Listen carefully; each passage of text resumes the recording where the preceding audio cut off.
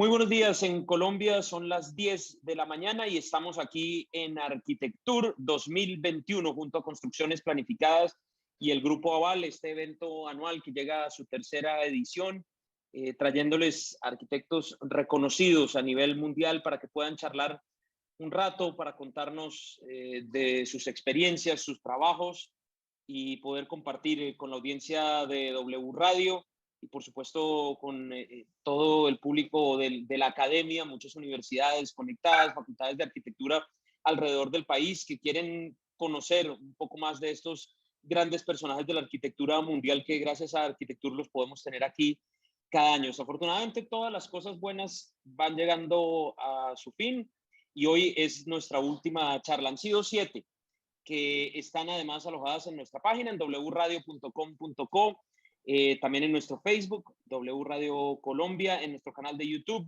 W Radio Colombia, y también en el sitio web de Construcciones Planificadas. Allí ustedes lo encuentran completamente gratuito. La idea de esto es que llegue a mucha gente, que podamos aprender, que los estudiantes lo aprovechen, quienes les gusta la arquitectura. Bueno, mucha gente en estos días nos ha contactado, que han estado allí pegados, viendo estas charlas, queriendo participar. Hoy vamos a cerrar con un gran invitado que está en la ciudad de Boston. Ya Mauricio nos lo va a presentar. Y como les decía, ustedes, si se pierden un pedazo ahora, lo pueden ver más tarde en YouTube o en Facebook. En nuestra página también está en wradio.com.co. Si quieren a través del chat de YouTube y de Facebook, ahí estamos pendientes para leerlos, para leer sus comentarios, sus preguntas, si las tienen. Nos acompaña también, como siempre, nuestro relator, arquitecto supremamente reconocido, don Giancarlo Massanti, quien va a estar más adelante conversando con nuestro invitado. Así que creo que sin más preámbulo, Mauricio Patiño, gerente general de Construcciones Planificadas, una vez más. ¿Qué hubo, Mauricio? Buenos días. ¿Y con qué vamos a cerrar este Arquitectour 2021? Mejor, ¿con quién vamos a cerrar este Arquitectour 2021? ¿Quién es nuestro invitado de hoy? Hola Andrés, hola a toda la audiencia de Arquitectour. Como bien lo dijiste, hoy es el último conversatorio, el 7º de este Arquitectour 2021, pero esperamos el próximo año estar con muchos invitados especiales y demás. Ahora tenemos el día de hoy, para este cierre especial, tenemos a un gran arquitecto, Rahul Mehrotra. Es el fundador de RMA Arquitectos. Él divide su tiempo entre trabajar en Mumbai y Boston y enseñando en la Escuela Superior de Diseño de la Universidad de Harvard, donde es profesor de diseño urbano y planificación del John T. Professor Dunlop en vivienda y urbanismo. En 2012-2015 lideró una investigación de la Universidad de Harvard con la profesora Diana Eck llamada The Dump Mela, Mapping the Emera Mega City. Este trabajo fue publicado con un libro del 2014 y se extendió en el 2017 como un libro titulado Does Permanence Matter? Mehrotra también fue coautor en el libro titulado Taj Mahal, Multiple Narrative, el cual fue publicado en diciembre del 2017. Su más reciente libro es Working in Mumbai 2020 y es una reflexión de la evolución de su práctica a través de su asociación con la ciudad de Mumbai.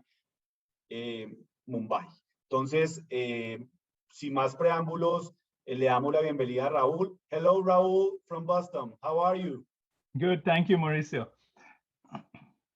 It's a pleasure to have you here in Arquitectour 2021. So it's your word and begin talking in Arquitectour. Thank you. Thank you, Mauricio. Thank you very much, and thank you very much for this invitation. Also, Rahul, to my friend. just a sec before we start, because I'm going to tell the audience that you're going to speak in English and that we're going to have subtitles later, okay? Just también una pequeña cosa, Mauricio, que se me olvidó advertirle a nuestra audiencia hoy. La charla, la conferencia será en inglés.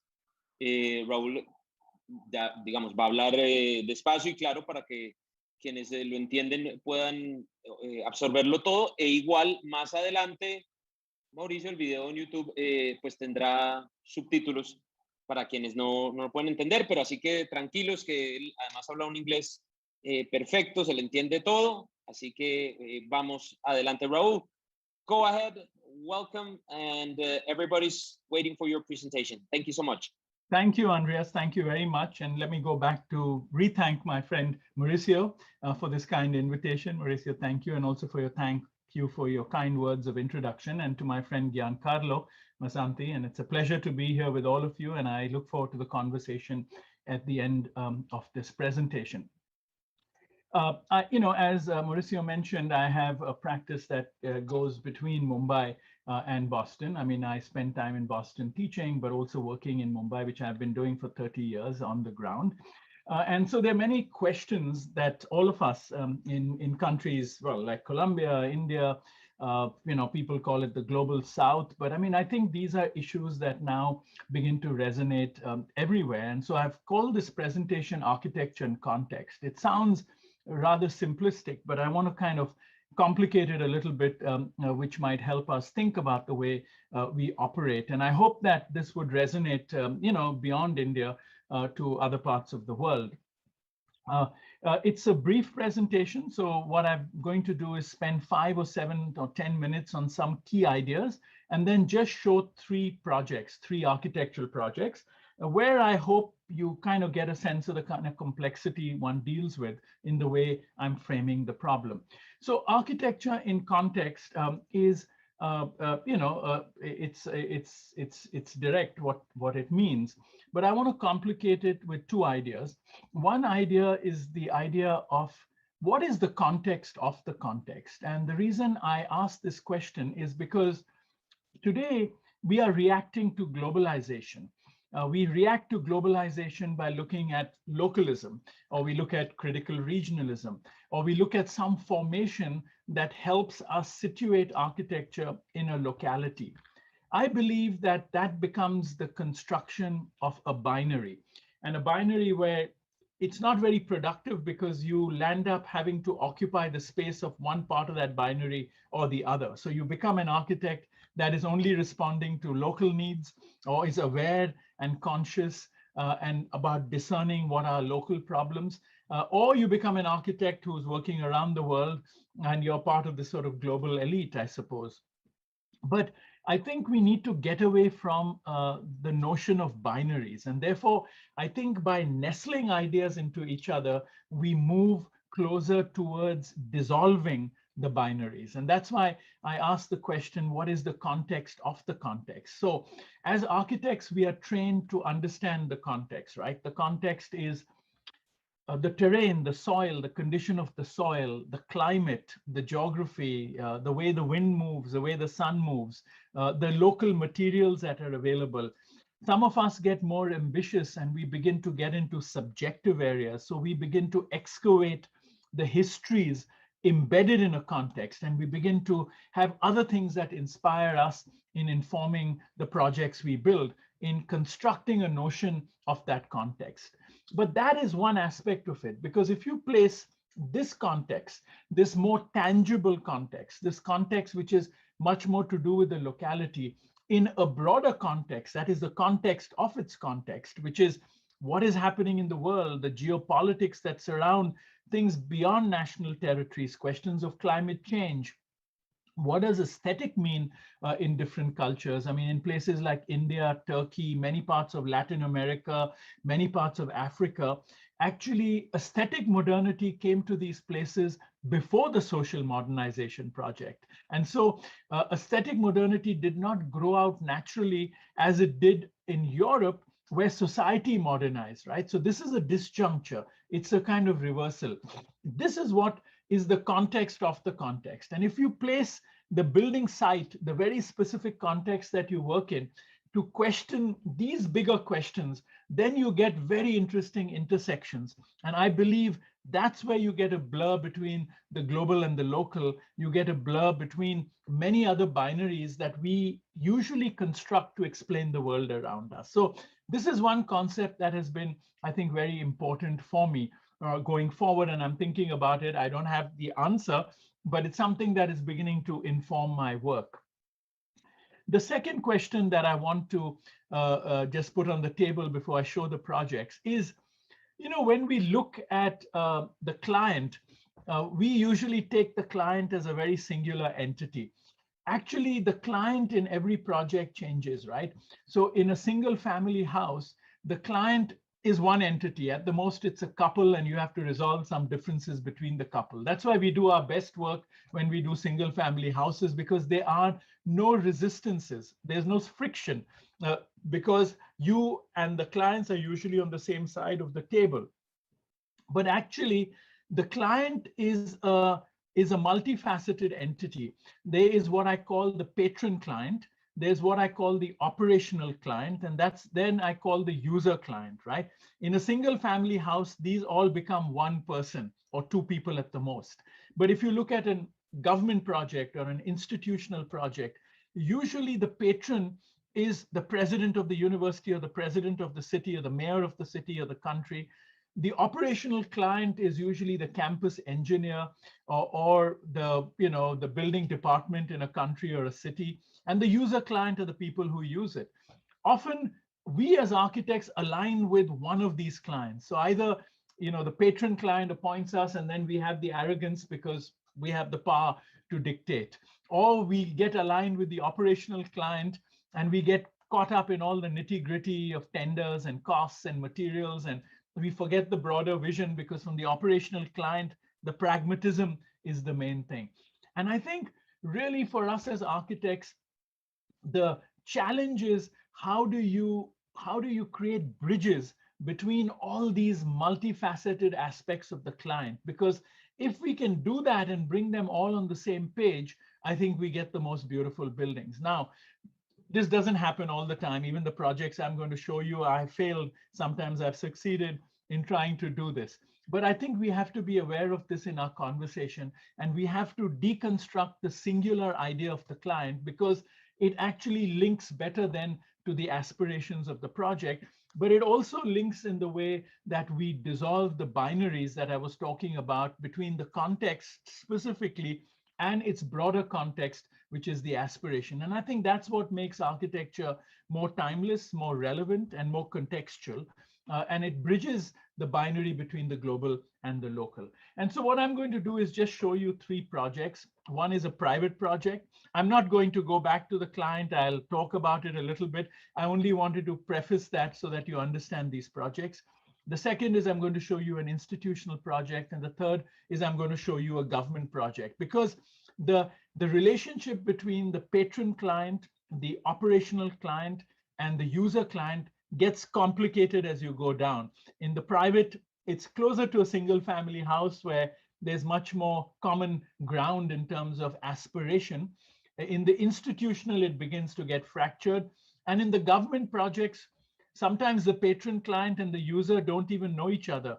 They don't talk to each other. And the operational client is in another world. And so the architect then begins to bridge these gaps. And I think that is a really amazing challenge. So I've done about 7 or 8 minutes, and I'm going to use the other 23 minutes for these projects, Mauricio, so that you know I'm on track. Yeah. So the first project is in a city called Hyderabad. It's for a corporation. This was a corporation, and Hyderabad is a very hot, dry climate. This was a corporation that wanted to build a building, what you see in red. They're an infrastructure company. They're a state-of-the-art infrastructure company. And they were located in what is called Cyber City, which is where all the information technology corporations are located. And of course, their brief was they wanted a glass box. They wanted a modern building. They wanted a building that looks global, right? We were looking at Hyderabad, and we found that most buildings like that, this is the showroom for Mercedes-Benz. That's why you see at the bottom of the screen, you see the Mercedes-Benz logo, were all glass buildings, but they were always covered with nets, because the political situation here is not very good. And people used to throw stones at these glass buildings when there were riots. And so I found that when the people selling the glass, they actually offered you the fishing nets as part of the project free. And they gave you a choice also of the color of the net that you wanted to use to go with the building. So the net became a part of the architecture. For me, this was very disturbing, because here it told us that with the kind of global mindset or imagination, there also comes an image. and there is a compulsive drive in societies to make that image communicate something. And is that relevant? Is that relevant to the context? What does this mean for the context of the context? What does it mean for architecture? And so, of course, we reacted to this. And at that time, we were doing a project in Jaipur, which I'll show you at the end. And we saw a very small hut on the street. And this hut was actually a water cooler. It was built in thatch. There was a man who operated it. There were 200 of these put up in Jaipur every summer, where the temperature can go above 45 degrees centigrade to 50 degrees centigrade. And this was a business community and the government who were in partnership. And this hut had water. The water was kept cool in earthen pots. This man gave people water free of charge. Without any cost. There were no cups involved, so they cupped their hand. There's no plastic waste. It's very sustainable. It was like the primitive hut in some ways when we talk about the metaphors in architecture. And we studied this in an obsessive way, and this inspired our building. So I'm going to run a video which just shows you how this water cooler works. I will not say too much. You just watch it, and then we'll go to the building.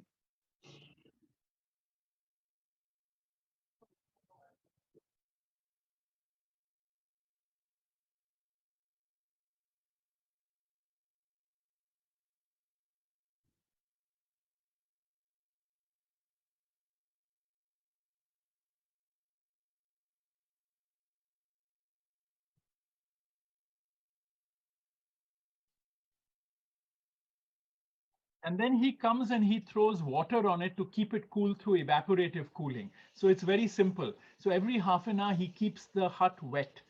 And that's all he does.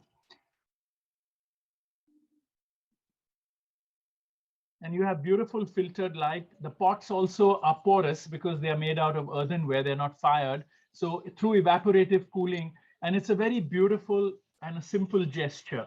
And it was very, very inspiring. So this became really the inspiration for how we could actually imagine a building in a similar climate, which was very hot and dry, where a building could be performative and it could filter light, it could act as a screen, and it could do all those good things. And so we came up with a building which is a 5-story high garden, but it's not a green wall. The garden acts as a filter. It has a misting system in it, which keeps the plants moist so that air going through it cools, and everything is openable, so people can actually modulate the ventilation in a way themselves. And every facade is different depending on east, west, the plants that can grow best on that facade. We tried it in nurseries, and we tried to create a whole organic pattern, but it's also a pattern that changes. So the building is not static. You go back in a different season and maybe you don't recognize the facade even. And it was built, it was all handcrafted in a small village, which is the trellis. It used recycled aluminum bricks. It also deferred the construction schedule, where the main building was ready in 14 months, and then the facade took 3 years to grow because the facade had to grow. But it was designed with the integrity that even if the plants died in a particular season, there was an integrity to the architecture. And what you see in glass are the conference rooms. Those are the only ones that come out to the facade so that you get uninterrupted views. And the rest of it is shielded, so to speak, by the green. And here you see the misting system very lightly in operation. It also has a very good sectional logic where it's like a building above a building, a house above a house, where the hot air is ventilated through skylights and an atrium. The podium becomes a public space for people to gather, to discuss and watch the plants. Every facade has different kinds of plants. Sectionally, like I said, it's a house above a house. So there are 2 atriums that ventilate. It creates communications between different departments. The top is more social spaces like an auditorium, cafeteria, gymnasium. Now, we could not get a LEED certificate for this because we were looking at passive cooling, and the LEED certificate does not, the LEED certificate has become homogeneous. I mean, it's become something that privileges a mechanical and chemical fix to a problem. So you make a dumb glass box and then you do double glazing, you do sealants, you do very efficient fans, and you get a LEED certificate.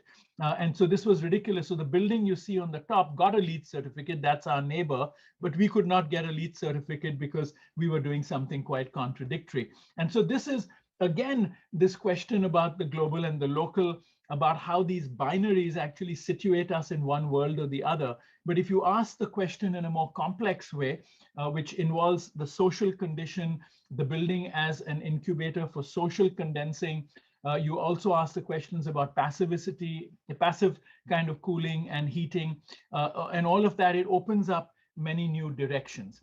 So that's what the building feels like. I'm going to stop at this one image because this is a very important image. This is an image of the gardeners working on the building site. And the gardeners, who are the lowest paid people in the entire corporation, they earn the least amount, actually become the most important because the identity of the corporation, the facade of the building depends on them. So these are like green jobs in a sense, as a friend of mine, Sanjay Prakash, described it.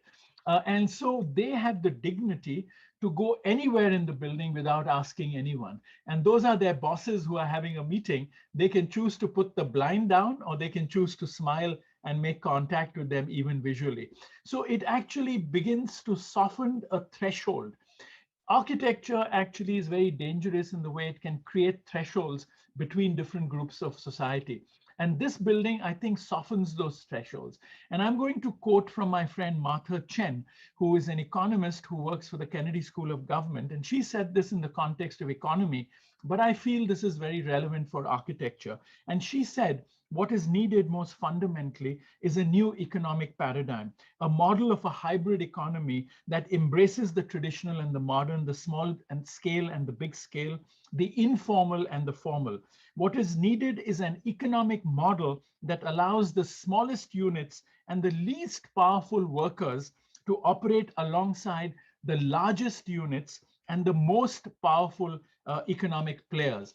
And I think that is very important, which in a sense, by default, this building has done. I mean, we did not set out to design it like this, but that's what we learn from the building, where there is this easy relationship between the poorest paid or the least powerful workers and the most powerful workers in the corporation.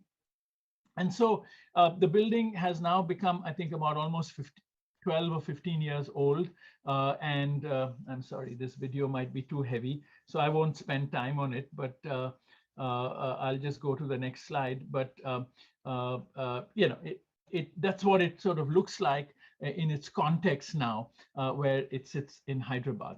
The next project I'm going to show you is an institutional project, which is a project in Ahmedabad, and it is built on the architecture school campus where I was a student. This is the original building designed by Doshi, or the famous architect from India. And we were asked to add a library here. And they gave us a brief that the library would be 6 stories high because of the program. And this was very problematic for us because for us, this was a piece of modern heritage. And how does one intervene in the modern heritage campus? We were given a site. We had no choice as part of the master plan. And again, here now the client gets more complicated because, one had to involve the users, the faculty, the building committee, but also the patrons who are the funders.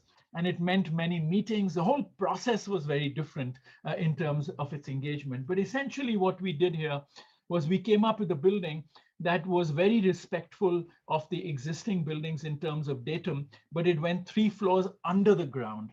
Instead of going 6 floors above the ground. So it was only 3 floors, which related to the context in a physical way, but then it went below ground to accommodate the functions.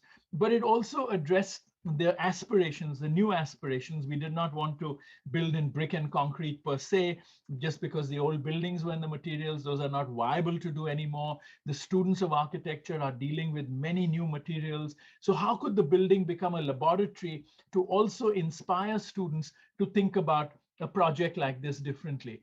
And so the building is actually a series of buildings within buildings. So there are 3 buildings that are like Chinese dolls. They are nestled into each other, which have each one has a performance logic, but it also has a logic of operation. So the outer skin is a skin which is just for the climate. It's a skin of louvers.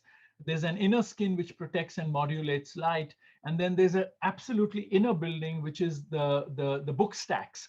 And each one of them have a different sectional logic. The sectional height in each one is different. And this does two things. It allows the performance to be very efficient, because for a book stack, the height is only 8 feet, because if you go higher than that, you can't reach a book.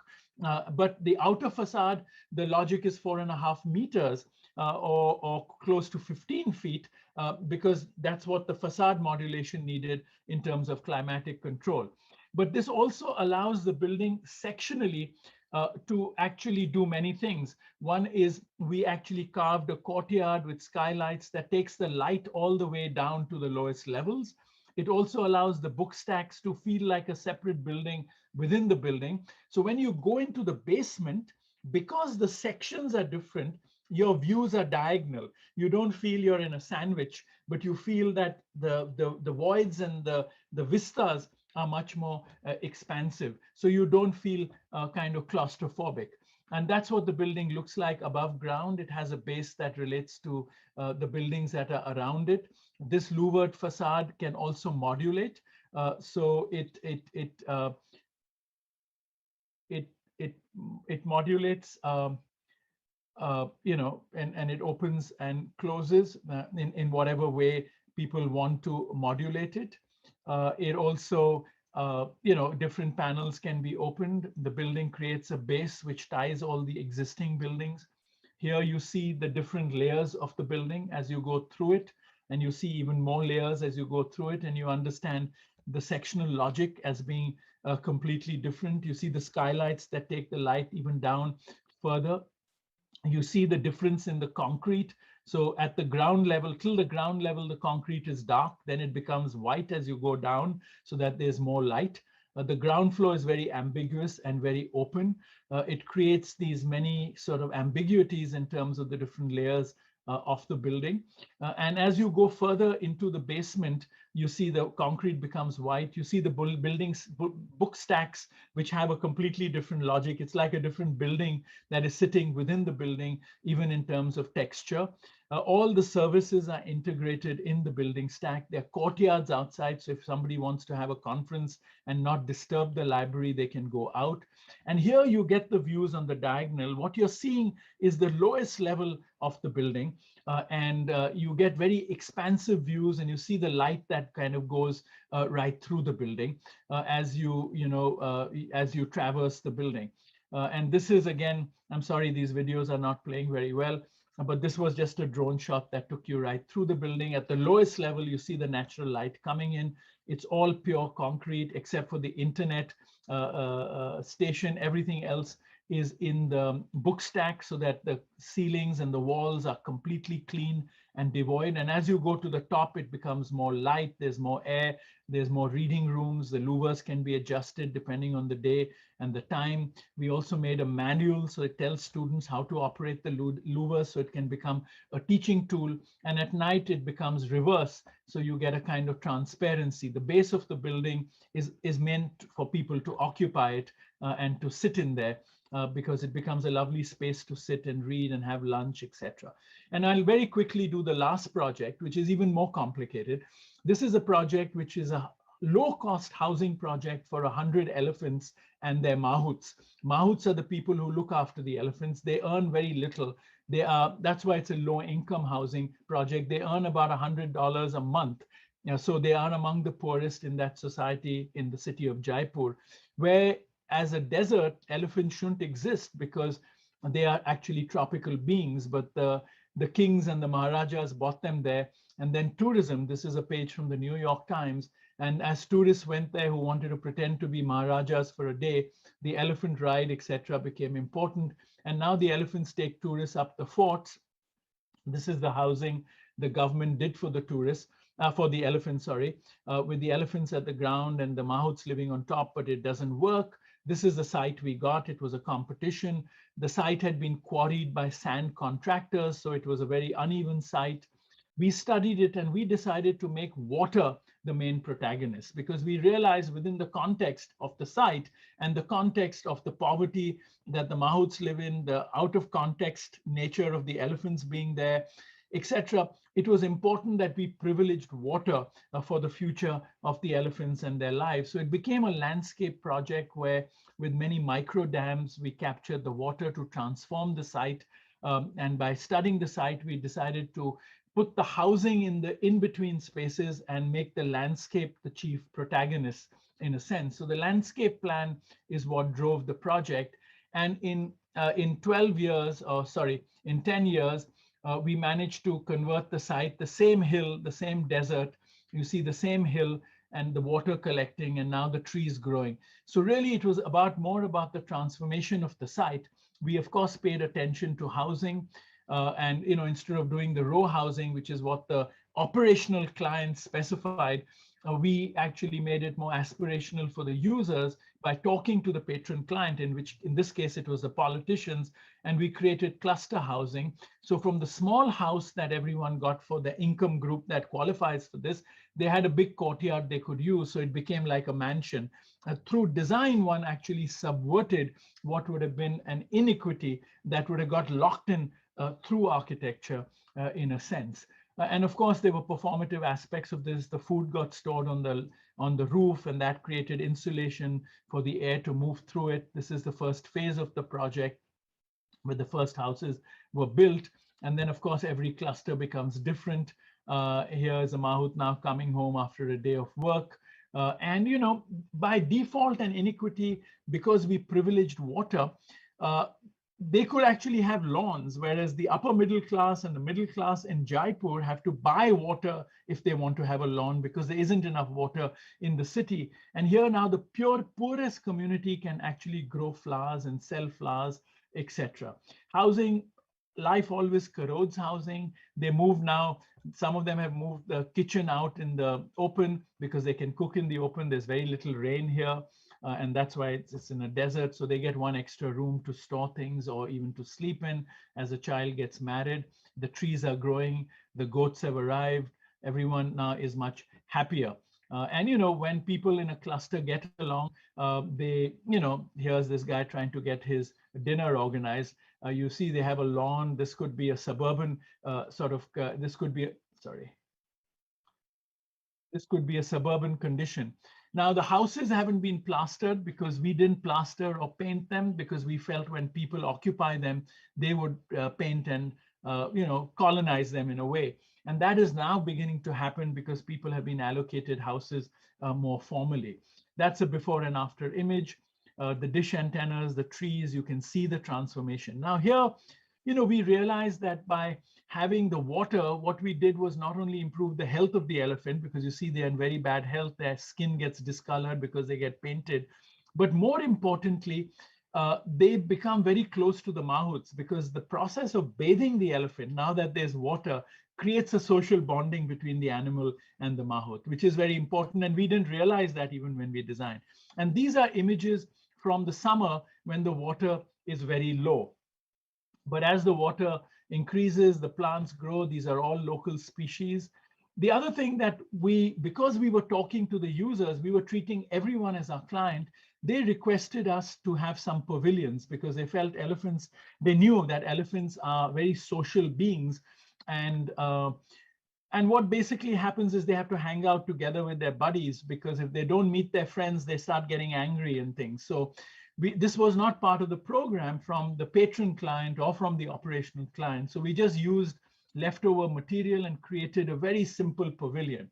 Now, what was mind-blowing was by doing that, the teenagers who were the children of the mahouts, who now are savvy with social media and things, they started a company called Elephantastic. And they started getting tourists to come there to feed the elephants and to have a bath with the elephants, and they would charge them money for that.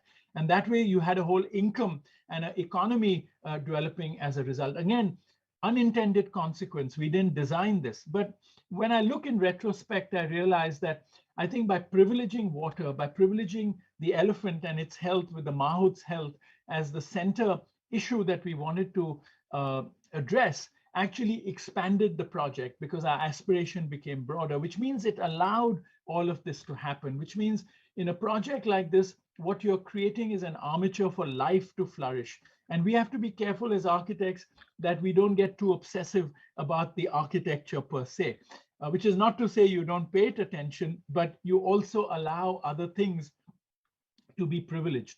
And we, as we got to start working with the politicians, with the mahouts and the elephants, with the public works department, it actually expanded the project in different ways, because we found we were the ones who were the constants. We almost were the clients of the projects because we were representing all of them. And we also convinced, for example, the government, besides doing the pavilion, to make a small research center, a visitor center where even better, more wealthy tourists could come and live, pay a lot of money, and it would give employment to the wives of the mahout, who would cook and look after this and give them another income. And the government agreed. We use just the local materials. It's very simple. That portal is made out of slabs of sandstone. It's around a courtyard with very simple rooms, a veranda from where the tourists, the 4 families that could live here, sorry, 3 families who could live here, could also look out and see what was happening in terms of the elephant and their lives. This is a mapping we did where we began to look at all the agencies, and I can't go into the detail of this, but the red line represents us. And we found we were the most constant player in the entire project, because at the bottom you see the political parties, and after every election, the political parties change, so the politicians change. And what you see in black and gray are the different agencies, the government agencies in charge, which also change every time the politicians change. So the users, which is the elephants and the mahout, and we were the only constants. And therefore, one began to understand how the client is actually a more complicated entity. And it is our role as a bridge discipline to make the connections between these different aspects of the client. And so this was a mapping with the correspondence and the letters. It's a very interesting document because it shows you how the politics change and how we have to intervene at different stages in different ways. In any case, the project goes on. This is now the next phase where you can see the enclosures. There are going to be more areas and pavilions for elephants to hang out. That will be a green wall with creepers, etc. But it progresses. We are not, maybe not even involved in the future, but it'll have its own life and its own identity. Now as a place and a settlement. These were schemes we had done, for different forms of infrastructure, planting within the infrastructure, and now it's taking its own life, and it will take its own life. This was our aspirations, to make a humid place in a desert climate, in the lowest parts of the site where the water collects automatically. We already achieved this by default. This is an image a few months ago, one of the mahouts sent me, where he said now the plants are growing even in the infrastructure and the water body is becoming more natural. We also repaired some small buildings that were on the site to make a school because we began to worry also about the next generation. And like I said, these are armatures for life, and it's really the next generation that we hand these projects over to. So I have finished. I'm sorry, I'm 4 minutes over time, but I'm going to take 60 seconds just to summarize that. I showed you these 3 projects because these are projects that involve a different combination and the complexity of what the client is. In a corporation, the aspiration is clear. In an institution, the aspiration starts getting fuzzy because there are many more players, their faculty, their users. And in a government project, it gets even more fuzzy. And so the architect's role changes in the way we actually bring the client together. We define the problem. And in order to define the problem correctly, I think we have to be careful. We just don't use binaries, but we begin to interrogate the context in more complex ways. And that will be more productive, I think, for us going forward, because it will become a broader framework where we can bring issues all the way from climate change to culture to the tangible aspects of our understanding and reading of the site. So thank you very much for your attention.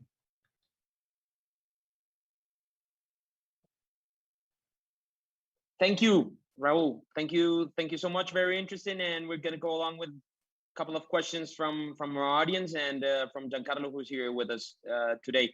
Bueno, como siempre, nos acompaña un relator y, bueno, ustedes ya lo conocen, pero quienes están entrando apenas hoy en sintonía, Está con nosotros Giancarlo Mazzanti, uno de los arquitectos más reconocidos de nuestro país, barranquillero, colombo-italiano, por supuesto, egresado de la Universidad Javeriana acá en Bogotá, estudió también en Florencia, en Italia, profesor muy ligado a la academia, ha enseñado en instituciones tan prestigiosas como Harvard, Columbia, en Princeton, primer arquitecto colombiano que tiene sus obras en la colección permanente del MoMA en la ciudad de Nueva York, en el Centro Pompidou en París, más de 30 años de trayectoria profesional, su estudio ubicado en la ciudad de Bogotá, pero por supuesto trabajo alrededor del mundo. Giancarlo, buenos días y pues te dejo con Raúl para que conversen,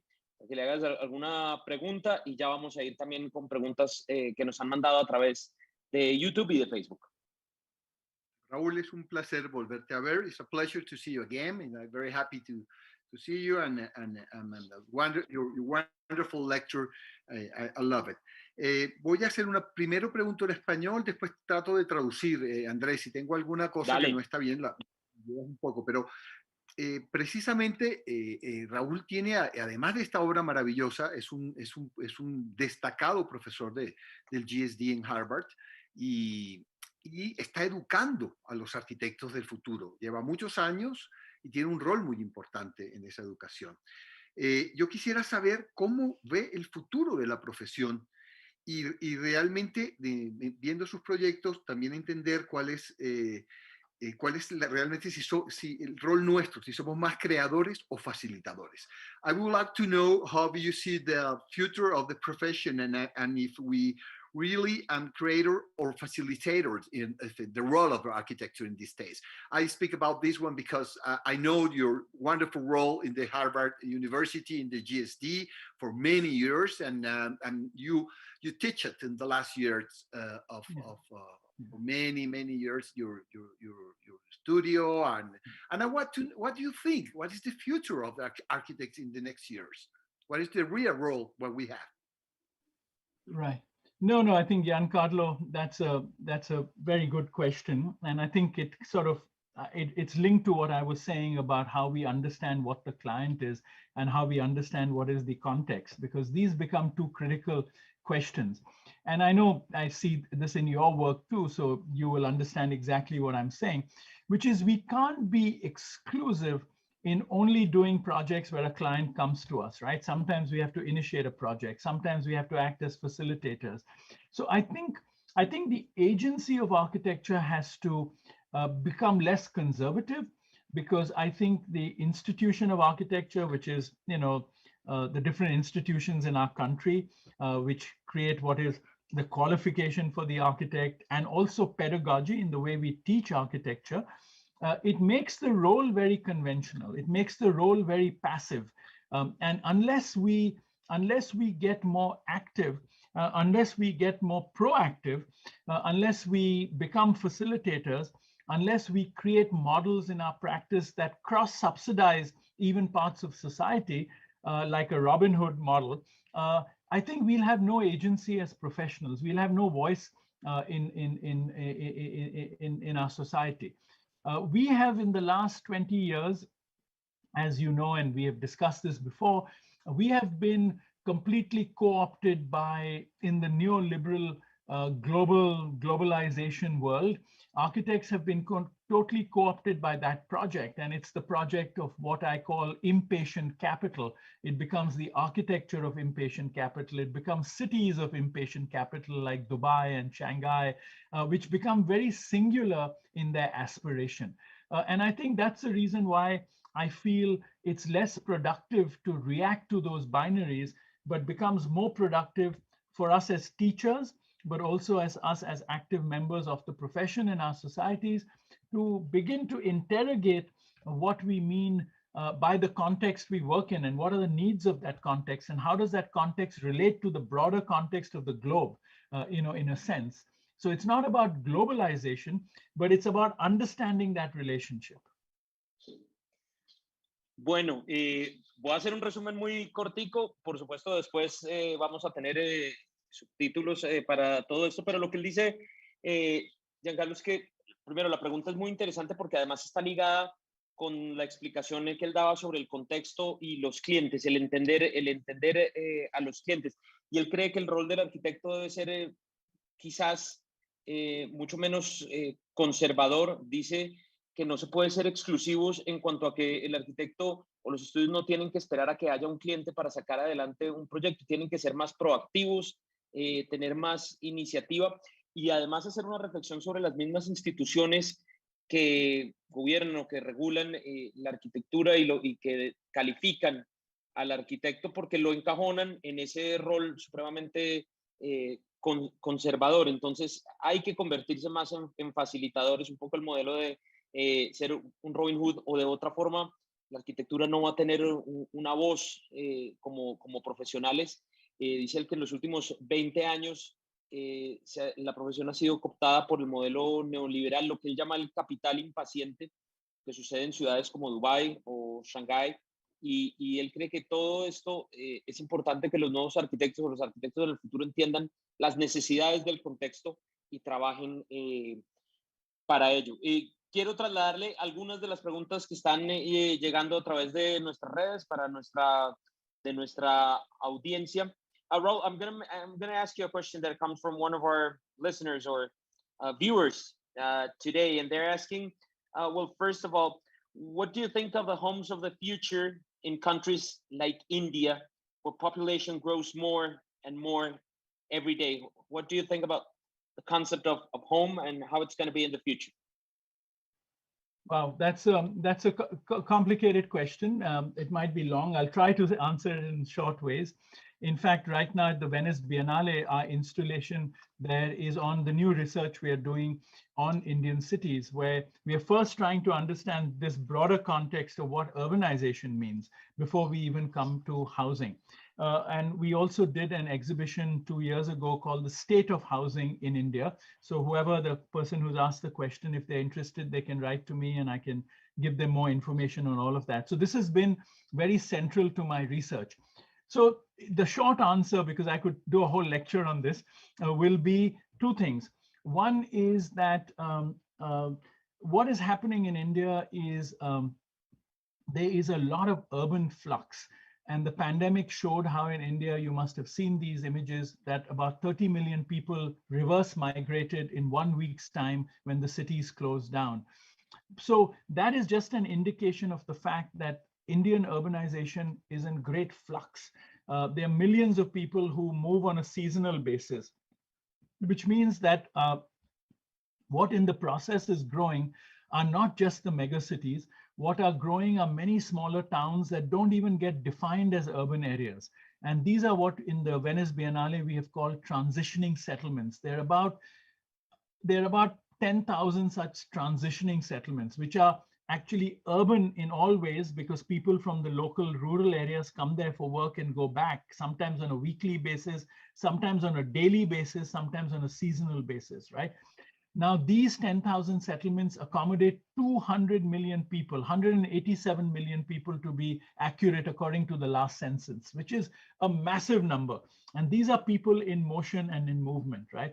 So therefore, the question becomes, what does this mean for housing? And what does this mean for dwelling? I'm using the word dwelling, not housing, because it means the home. So it means two things in short. And like I said, this is a whole lecture. It means one, it means is we can't think in terms of absolute solutions, which is what our government is doing. They're saying, you know, in 10 years, we're going to have 100 million houses. You can't solve the problem like that because you'll be hitting out in the wrong direction. You'll be locating the houses in the wrong place because, you know, that holy trinity in urbanization is mobility, livelihoods, and then dwelling, right? The relationship between these three things is what makes a city robust. And when a city is in flux, when a whole urban landscape is in flux, you can't think like that. And so therefore you have to think in terms of transitions. You have to think in a temporal scale. You have to think of solutions that could be reversed in 10 years, in 20 years. We can't lock ourselves into permanent solutions for temporary problems, right? So if you have a permanent problem, you can make a permanent solution, but you can't make a permanent solution for a temporary problem. And then the second aspect that comes out of this for discussion is the typological thinking, which means we can't assume the nuclear family as the only unit for which we are designing housing. We should be making worker housing. We should be making dormitories. We should be making the kind of youth hostel model. We should be making co-housing, community housing, cooperative housing. Rental markets should be expanded. Unfortunately, all the discussion on housing in India from the government and the private sector assumes the nuclear family as a stable entity for whom they're designing either 1 bedroom, living room, kitchen, or 2 bedroom, 3 bedroom, 4 bedroom. That becomes a metric, which is an incorrect metric. And so I think architects can contribute by rethinking this typologically. Bueno, resumen ejecutivo para quienes no lo entendieron. A ver, él dice, lo primero es el tema del crecimiento poblacional y de la urbanización en India es un tema supremamente complejo.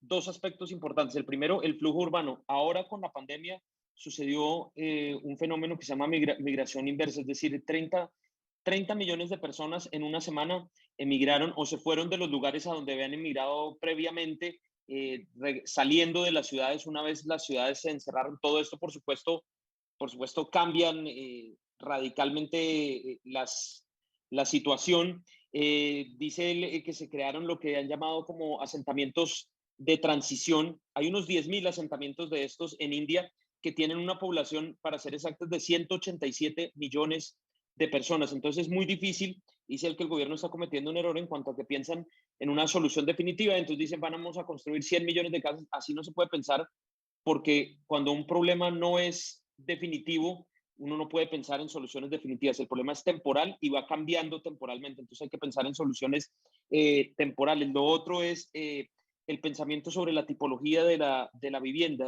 Se tiende a pensar en India que todo consiste en la familia, el núcleo familiar, y ellos son quienes viven en los hogares. Entonces se construyen casas de 1, 2 o 3 habitaciones pensando siempre en el núcleo familiar, y él cree que esto es erróneo. Hay que pensar, y los arquitectos a futuro tienen que pensar en la construcción de vivienda, no necesariamente pensando en un núcleo familiar, sino, por ejemplo, vivienda para trabajadores, vivienda compartida, vivienda de arriendo, el modelo de hostal juvenil que conocemos. Todos esos modelos se deben trabajar, así que la pregunta además dice muy, muy compleja, y por supuesto podría estarse acá mucho tiempo hablando sobre eso. En la Bienal de Venecia presentaron ellos un estudio sobre esto para que quien esté interesado lo pueda leer. Rahul, another question that comes from an audience, otra pregunta que llega desde nuestra audiencia: ¿cómo ve la arquitectura y el urbanismo en Latinoamérica? What do you think about urbanism and architecture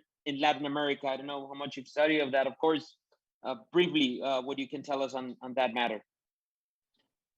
First of all, Andreas, I'm very impressed the way you're translating this.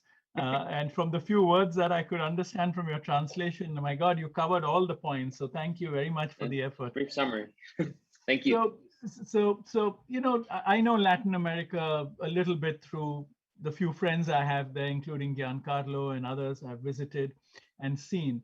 I think it's hard to make a comment like that for Latin America, because every country in Latin America is a whole different disposition in terms of the kinds of challenges that you face. Because I mean,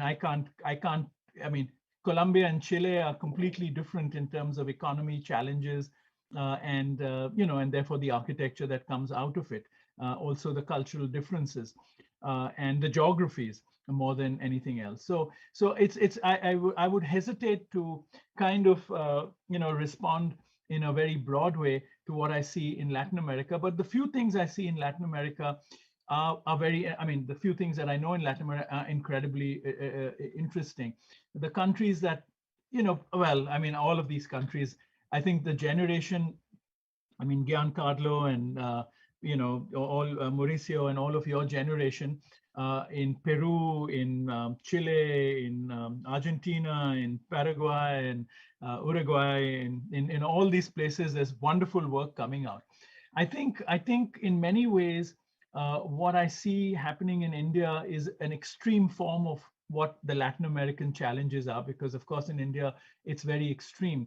But I think in Latin America, the same questions of the binary of tribal and other cultures, of the literary and oral traditions, of the poor and the rich, of what the government does and what private sector does, of all these binaries, I think play out in incredibly complex ways in Latin America. And I think architects are doing a wonderful task of trying to reconcile these, right? Because clearly these two worlds exist in all our countries, whether it's India, largely in the global south, or what I often like to call it the majority world, where the majority of the world's population lives. This is a invention term by a Bangladeshi photographer.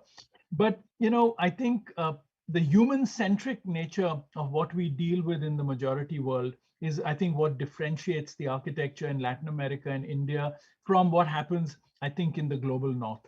Our architecture is very human-centric in its concerns, and I think architects in Latin America too are doing an incredible job dealing with this. The other thing I think is what the disjuncture that I spoke about, where in many of our societies, modernism and the aesthetics of modernity came before the social modernization process. So the social modernization happened within very small groups of the elite, you know, and architects of the generation before us responded to that. These were islands which we are now all discovering as the issues overtake us, right? And so reconciling the aesthetics that are embedded in those cultures with the traditions of modernity, in a sense, is the big challenge. And I think the work coming out of Latin America for me is really very inspirational. And my only hope, and I say this now very specifically to Mauricio, is my hope is that we could have a more engaged dialogue between the global south. It would be wonderful for you and I to organize a conference where we have speakers from Latin America and India and South Asia and Pakistan and Bangladesh in the same forum. And then we'll start seeing how the issues we deal with overlap so much more, because the post-colonial conditions that we all experience are quite similar. And in that post-colonial experience, there are big disjunctures between the protocols, the processes, the aspirations for a modern aesthetic, and the reality on the ground that we all deal with. Bueno, nos dice Raúl, nuestro invitado, hablar de Latinoamérica, por supuesto que requiere también hablar de cada país por aparte. No es lo mismo hablar de Colombia que de Chile, Uruguay, Paraguay, en fin, cada país tiene una realidad diferente, y de lo que él conoce y lo que ves, allí se ven muchas disyuntivas muy parecidas a las que suceden en India, quizás en India llevadas un poco al extremo, el contraste pobres y ricos, el contraste entre lo que hace el gobierno frente a lo que hace el sector privado, todo eso se ve reflejado en la arquitectura. Además, dice él, hay un fenómeno que se presenta, que también se ha presentado en otros países del hemisferio sur, y es que quizás la estética modernista llegó antes que el modernismo social. O sea, llegó primero la estética que la sociedad, y eso, digamos, genera ciertos conflictos que ahora se están viendo. Dice él, para terminar, que la esperanza que él tiene es que, digamos, haya un diálogo más abierto entre los países del hemisferio sur, o lo que llama él el sur global. Es decir, que pudiera haber una conferencia de arquitectura como esta, pero con un arquitecto latinoamericano, uno de Bangladesh, uno del sudeste asiático, porque las problemáticas ahí se darán cuenta que son muy similares, y los retos que enfrentan también son muy similares. Raul, one or two final questions, very briefly, that come from our audience. Un par de preguntas muy breves, muy concretas, que llegan desde nuestra audiencia ya para terminar. What message or recommendation or suggestion would you give to students who are just beginning their architecture, who are on their undergraduate right now? What would be your main message for them? Oh my gosh, that's probably the most difficult question. Yeah. Well, I think my main message would be similar to what I was beginning to say to Giancarlo, which is, I think we have to aspire to see an expanded role of the architect. We should not be shy of the conventional role as we see it. We must look at models of engagement. And I think this is where we have to be very conscious about protocols. So when I say models of engagement, I mean the way I engage with a corporate client is one set of protocols. But if I engage with people who are struggling for housing rights, I engage with a different set of ways and protocols, right? And therefore, for that, I need to be nimble, where it's not only about visualizing and drawing and representation, but it's also about how we understand the world around us and research and writing and all of that. I think we've just got to become generalists again in ways that we can engage with society more broadly. So my message, just in short terms, would be think of your role. Think of the fact that society has invested in you as a young architect to imagine better spatial possibilities for society and for people to live their lives. How do you fulfill that demand that society is making on you and the generosity with which society has actually invested in you? Bueno, lo primero es, como él le decía a Giancarlo antes en su respuesta, hay que aspirar a estar más involucrados, a tener un rol más amplio dentro de la sociedad como arquitectos. Y para definirlo en una frase final, lo que dice su mensaje a los estudiantes, a quienes están comenzando a estudiar arquitectura, es piensen que la sociedad ha invertido en ustedes para que ustedes en el futuro puedan crear espacios y mejorar la calidad de vida de esa sociedad. Piensen que ustedes tienen esa responsabilidad de generar mejores espacios para la sociedad. Dice la arquitectura no es solo visualizar y pintar, hay que investigar, hay que escribir, hay que ser más generales como solían ser antes. Ya voy con Giancarlo, pero es que hoy nos han llegado más preguntas. Mauricio por acá pregunta una persona y dice, veo que trabaja materiales muy diversos y quiere preguntarle sobre su interés en los materiales. Raul, one final question again, very briefly, and they're asking, they see a lot of diversity in the materials which you work with. Could you elaborate a little bit on your interest in materials, how you perceive them, how you work with them, and why this diversity? Oh, that's also a very exciting question. You know, one of the things that we do in our practice, which might also be relevant for the previous question of the younger architects asking, is historic preservation is a very big part of our practice. And what historic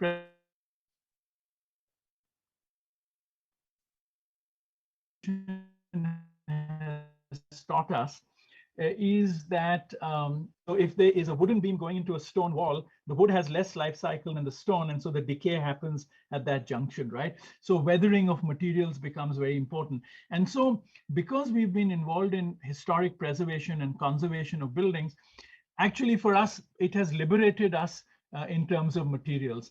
And so therefore, depending on the context, depending on the process, depending on the project, depending on the need, we actually engage with a range of materials, keeping in mind things like weathering, things like how you have life cycles of materials come together. So that becomes the logic. And, so, for example, in the Elephant Village I showed you, all that stone is, it's quarried like 5 minutes from the site. It's totally local, correct? But the metal that we've bought on top, very sparingly, we've used it just for the roof to take the food, was fabricated in a factory. So we believe in the fact that to make these efficiencies in projects, sometimes you can create these kind of hybrid conditions with materials, which not only make it efficient, but also make their performance very good. Now, if you do a house project, for a rich person, sometimes we have the luxury of being very monochromatic in our materials, even though they're not local. We try not to do that, but often we are pushed into doing that. And then there are other reasons for using materials in that consistency. So, I think the choice of material comes out of the design, it comes out of the locality, it comes out of the aesthetic aspirations, but it also comes out of, and I think we should more and more become conscious of it, it comes out of the logic of the weathering of materials, the life cycle of materials, and how we embody those in terms of the investments we make. Sometimes you have to make lighter materials. So for example, in the Elephant House, the reason we did the metal roofs is because we felt that as these people as the housing grows in time, the younger generation has different jobs, they make more money, they might want to add a slab and have one more floor. So the walls in stone allow that to happen, and the roof in metal can be dismantled and recycled very easily. So, those are all the kinds of choices. Bueno, sobre los materiales, la diversidad, dice él que al trabajar lo que hacen es pensar en diferentes factores. El más importante, pues el desgaste de los materiales. Por ejemplo, cuando una viga de madera se incrusta en piedra, lógicamente la piedra va a tener una mucho mayor durabilidad y la viga de madera en algún momento va a tocar cambiarla. Esos son el tipo de cosas que hay que pensar, el desgaste de los materiales, el ciclo de su vida. Por supuesto, la provisión, es decir, tratar generalmente de trabajar con materiales locales, como es el caso en varios proyectos que él nos mostró allí en India. Obviamente, dice él, si es un cliente que quiere hacer una mansión y tiene mucha plata, pues hay, digamos, una mayor libertad y se puede ser un poco más monocromático en el uso de los materiales, pero en general es tener en cuenta principalmente el desgaste, el ciclo de vida del material, el contexto, el proceso y, por supuesto, la necesidad. Al final nos hablaba de un ejemplo de uno de estos proyectos que nos mostraron donde los techos son metálicos y él dice eso tenía un pensamiento o un argumento detrás, y es que ellos creen que en algún futuro estas personas que viven ahí van a poder tener mejores ingresos, los hijos van a tener un mejor trabajo y quizás quieran hacer un piso más. Entonces se hacen las paredes en piedra y el techo metálico. La pared va a sostener el piso siguiente y el techo metálico pues es fácilmente removible y se puede volver a hacer con facilidad. Ese es un poco el pensamiento. Antes de agradecerle a nuestros invitados, porque ya vamos llegando al final, Rahul, thank you very much for your time, for being here with us. It's been really a pleasure, very interesting, and people have enjoyed it pretty much. Thank you, Andreas. Thank you, Mauricio and Giancarlo. Good to see you all, and let's keep in touch. Bueno, Giancarlo, quiero, porque además este ya es nuestro último conversatorio de arquitectura, una reflexión final suya sobre esto, lo que han sido estas charlas, lo que significa un evento como estos para la audiencia en Colombia, y seguramente el año entrante además será mejor y mucho más amplio. Una última reflexión, Giancarlo, antes de despedirnos. Andrés, muchas gracias. Yo estoy muy contento con la curaduría que hicimos con Mauricio y a poder ayudar en traer arquitectos de la talla de Rahul, de Fabrizio Barozzi, de Emilio Tuñón, bueno, de toda esta maravillosa grupo de arquitectos. Creo que nos deja muchas enseñanzas. Creo que finalmente la arquitectura tenemos que llevarla un poco más a la gente, y este ejercicio de construcciones planificadas, de llevar las conferencias al común de la gente y hacer ver que la arquitectura realmente construye cultura, sociedad, son fundamentales para el desarrollo no solo del oficio, sino de entender cómo nosotros podemos ayudar a las comunidades y realmente cómo sacar adelante este rol social. Pues Mauricio, así vamos cerrando este Arquitectura 2021, tercera edición anual.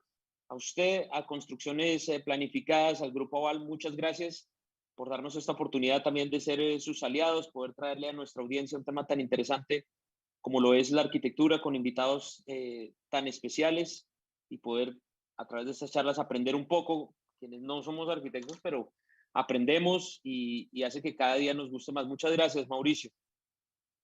Nada, Andrés, muchas gracias. Bueno, y firmes para el 2022, ¿no? Claro que sí. First of all, thank you, Rahul, for your time and this fantastic talk we have today. And and we hope to meet you soon here in Bogota, Colombia. And we are going to take the idea to have a Latin America and Global South Architecture Exchange. I think it's necessary. Okay, muchas great. Gracias. Thank you. Muchas gracias a todos. Quiero agradecer a todas las personas que han hecho posible Arquitectura. Ante nada, creo que todos, Sonia Sarmiento, Adri Tarut, Ivonne Enciso, Ivonne Morrones, Willy, Chevy, a Diana Gil, a nuestro presentador Andrés Torres, Julio Buitrago, María José, Hugo de la publicitaria. Agradecer al Grupo Aval y a Construcciones Planificadas por hacer posible este evento.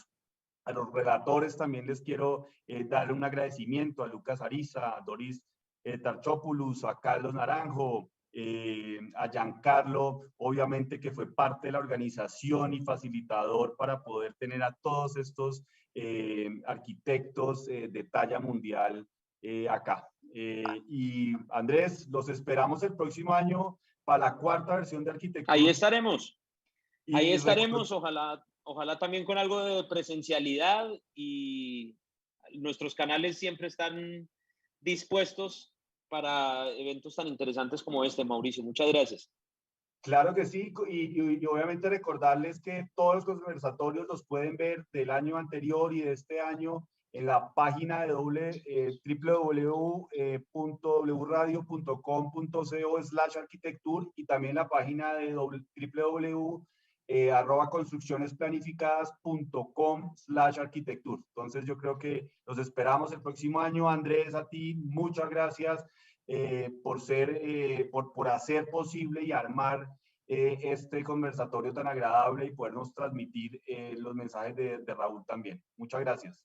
Pues hasta aquí llegamos con este Arquitectour 2021. Recuerden, en YouTube, en Facebook también quedan estos conversatorios. Nuestra página wradio.com.co, como decía Mauricio, también en construccionesplanificadas.com. Ahí van a quedar. También están las de los años anteriores por si las quieren ver. Y seguramente nos encontraremos aquí en el 2022. Muchas gracias a todos.